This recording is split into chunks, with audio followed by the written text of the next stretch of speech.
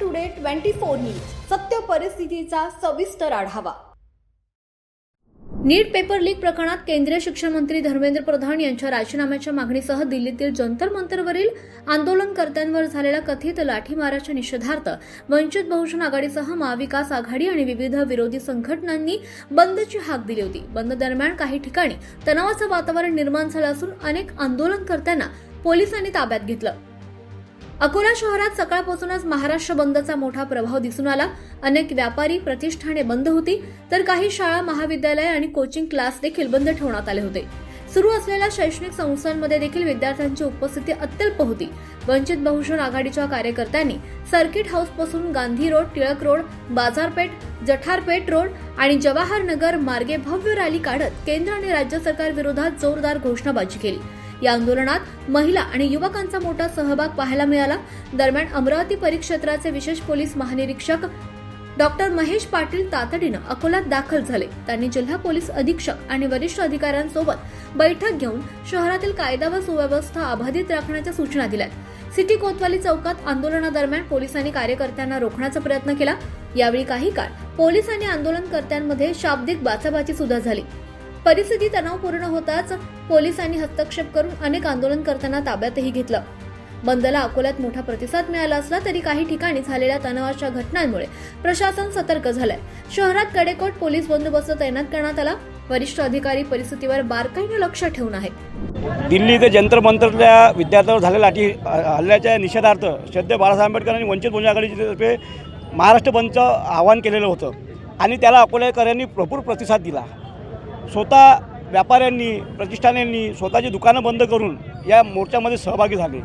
परंतु असं असताना कुठेच कायदा सुव्यवस्था नसताना काही निवडक पोलीसवाले, सकाळपासून अकोला पोलीसवाल्यांनी मदत केली, पण काही निवडक पोलीसवाले यांनी विद्यार्थी जे त्यांच्या हक्कासाठी रस्त्यावर आले होते त्यांच्याशी थोडासा गैरवर्तणूक करून त्यांना डिटेन केलेलं आहे। आम्ही त्या संदर्भात आयजी साहेबांची भेट घेतली। आयजी साहेबांनी सांगितलं की कुठल्याही विद्यार्थ्याला आणि युवकांवर असा कुठलाही गुन्हा दाखल होणार नाही, आम्ही त्यांच्यावर कुठलीही कारवाई करणार नाही असं आश्वासन आम्हाला त्यांना तोंडी दिलेलं आहे। आणि अकोल्याच्या वरिष्ठ पोलीस अधिकाऱ्यांनी सुद्धा सांगितलं की आम्ही कुठलीही कारवाई करणार नाही। त्यामुळे हा जो बंद आहे हा लोकांनी आपला बंद म्हणून, आपल्या घरात प्रत्येक विद्यार्थी आहे, आपण स्वतः विद्यार्थी होतो, या बंदला असं स्वरूप आलं होतं। आणि आज तुम्ही पाहता की पूर्ण मार्केट बंद आहे। तुम्ही मार्केटमध्ये ग्रस्त घाला, पूर्ण अकोला शहर बंद आहे। ज्यांना वाटते की विद्यार्थ्यांसोबत असं म्हणजे जे दूषित घडलं, जे विद्यार्थ्यांची जे अमानुष लाठीचार्ज झाली याचा निषेध करण्यासाठी अख्खे अकोलेकर आज रस्त्यावर उभे आहेत।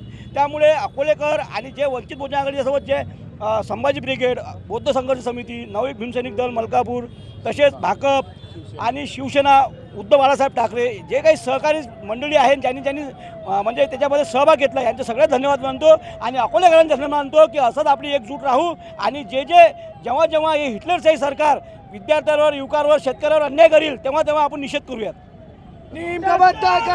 आज वंचित बहुजन आघाड़ी की जानिब से श्रद्धेय बाळासाहेब अम्बेडकर ने 23 जुलाई को पूरे महाराष्ट्र बंद का आह्वान किया था।